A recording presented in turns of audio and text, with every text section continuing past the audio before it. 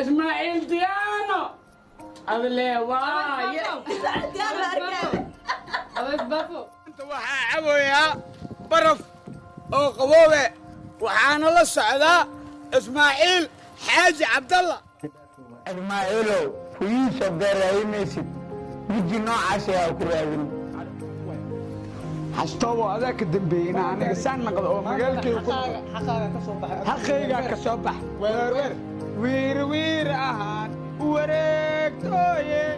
ninkaas oo adigii ka soo diray waxa waa Ismaaciil Xaaji Cabdalla subhanallah